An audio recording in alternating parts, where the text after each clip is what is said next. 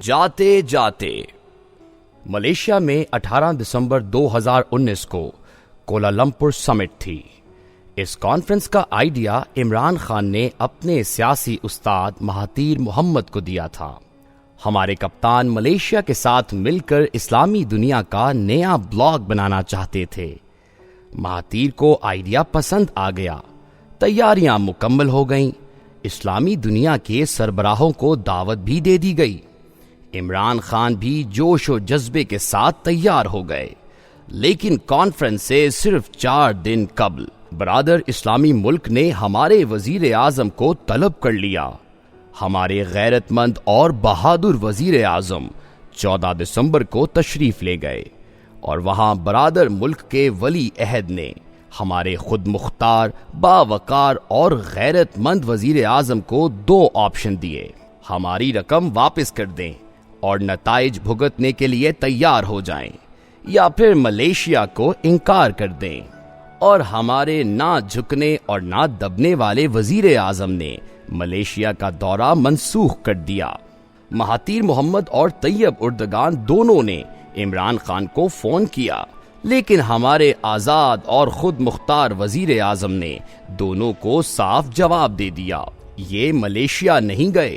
وزیر اعظم صرف یہاں تک نہیں رہے، بلکہ انہوں نے 21 جنوری 2020 کو ڈیوس میں طیب اردگان سے ملاقات کی اور اردگان کو ملیشیا نہ جانے کی وجہ بتا دی، اور ترک صدر نے یہ وجہ پریس کانفرنس میں پوری دنیا کو بتا دی۔ یوں ہماری رہی سہی عزت بھی خاک میں مل گئی، اور ہم نے جس ملک کے لیے یہ خاک چاٹی تھی وہ بھی ناراض ہو گیا۔ اور پھر جنرل قمر جاوید باجوہ کو اوپر تلے 3-4 دورے کر کے تعلقات بحال کرنا پڑے۔ میرا سوال یہ ہے، کیا یہ غیر ملکی مداخلت نہیں تھی؟ اور ہم اگر اتنے ہی غیرت مند، خود مختار اور باوقار ہیں تو پھر ہم نے یہ مداخلت کیوں قبول کر لی تھی؟ اور یہ دھمکی برادر ملک کے کسی افسر نے ہمارے سفیر کو نہیں دی تھی۔ اسلامی جمہوریہ پاکستان کے وزیر اعظم کو طلب کر کے براہ راست حکم دیا گیا تھا، اور ہم نے کان لپیٹ کر اس پر منوعن عمل کیا تھا۔ ہماری غیرت اس وقت کہاں تھی؟ آپ اب دوسری مثال بھی ملاحظہ کیجئے۔ پاکستان تحریک لبیک نے ملک میں 7 دھرنے دیے۔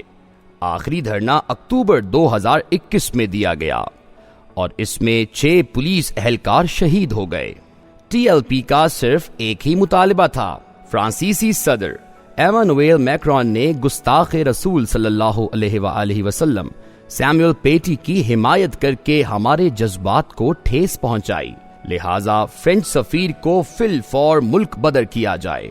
وزیر اعظم نے قوم سے خطاب فرمایا تھا، فرانس اکیلا نہیں ہے، ہم اگر فرینچ سفیر کو نکال دیتے ہیں تو یورپی یونین ہم سے GSP+ کا سٹیٹس واپس لے لے گی، اور یوں ہماری ایکسپورٹس ختم ہو جائیں گی۔ میں نے اس وقت وزیر اعظم کی حمایت کی تھی۔ میں آج بھی سمجھتا ہوں ہم گلوبل ولیج کا حصہ ہیں، اور ولیج کا کوئی گھر کسی دوسرے ولیج کے سفیر کو نکال کر سروائیو نہیں کر سکتا۔ صدر ایمانوئل میکرون کے ایک فیل سے ہم پوری فرینچ قوم کو برا نہیں کہہ سکتے۔ فرینچ سوسائٹی اور لوگ بے انتہا مہذب اور پڑھے لکھے ہیں۔ میں اپنا ویو چند لمحوں کے لیے سائڈ پر رکھتا ہوں اور وزیر اعظم کی مذہبی فلسفی کی طرف چلتا ہوں اور سوال کرتا ہوں، آپ اپنی ہر تقریر میں عشق رسول صلی اللہ علیہ وآلہ وسلم، قومی خود مختاری اور وقار کا حوالہ دیتے ہیں، پھر آپ 9 بلین یورو کی ایکسپورٹس کے ہاتھوں کیوں مجبور ہو گئے؟ آپ نے اس وقت توکل کا سہارا کیوں نہیں لیا؟ آپ نے اس وقت کیوں نہیں سوچا اللہ غیرت مند قوموں کی غیب سے مدد کرتا ہے؟ میں پچھلے 8 برس سے عرض کر رہا ہوں، یہ لوگ نہ تجربہ کار بھی ہیں، نہ اہل بھی اور متکبر بھی۔ وقت نے ثابت کر دیا میری بات غلط نہیں تھی۔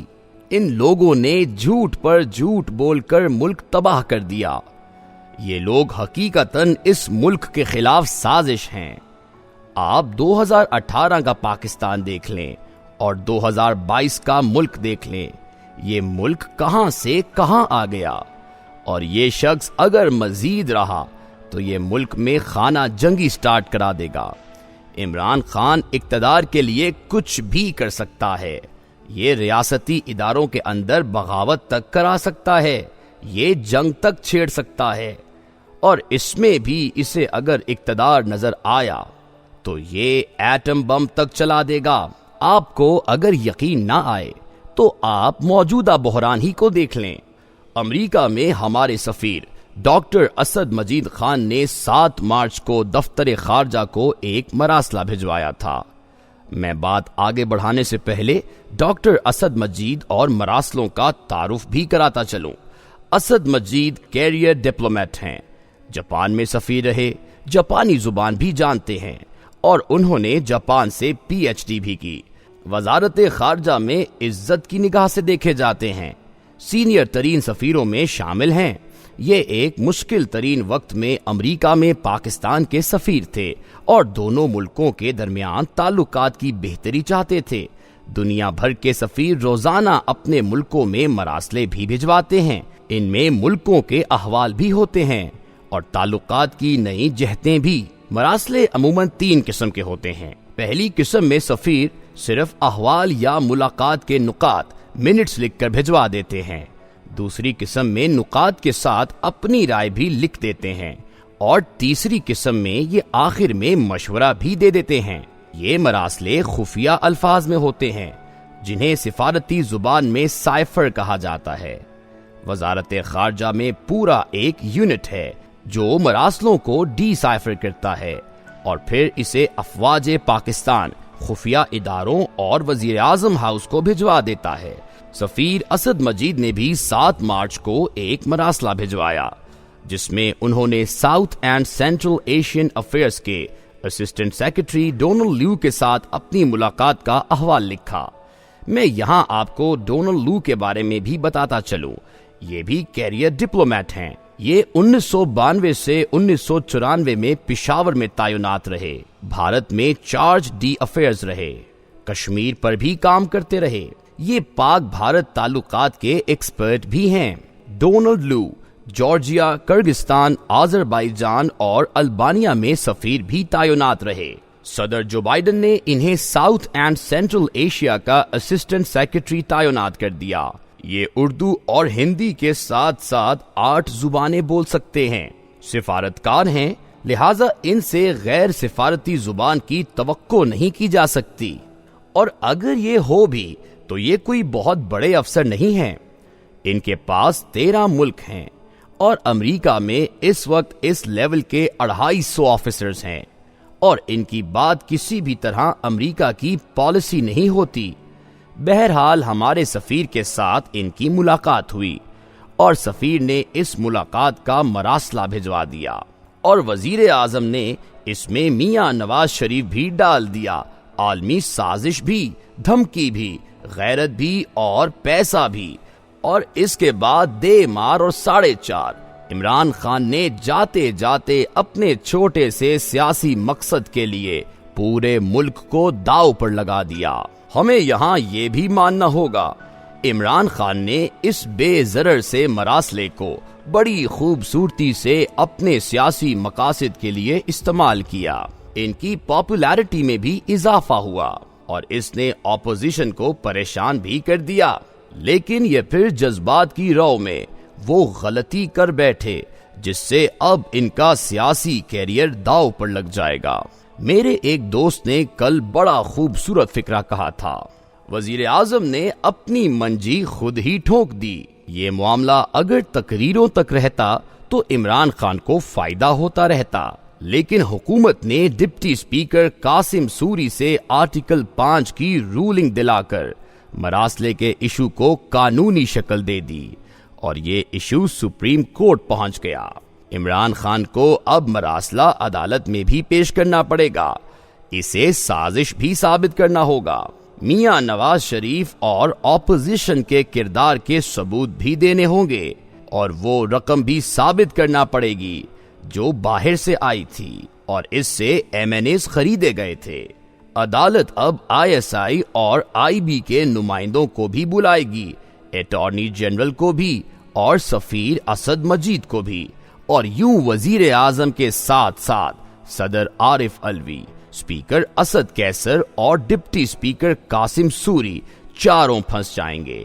اب انہیں 35 پینکچرز کی طرح ہر فورم پر جواب بھی دینا ہوگا، معافی بھی مانگنی پڑے گی اور سزائیں بھی بھگتنا ہوں گی۔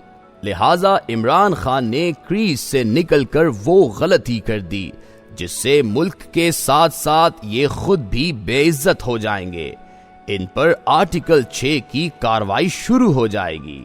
یہ لوگ اب قصہ پارینہ بن چکے ہیں۔ یہ آپ کو چند دنوں میں دنیا کے مختلف ملکوں یا ایک عدالت سے دوسری عدالت میں دوڑتے پھرتے نظر آئیں گے، تاہم یہ جاتے جاتے ملک کا بیڑا غرق کر گئے۔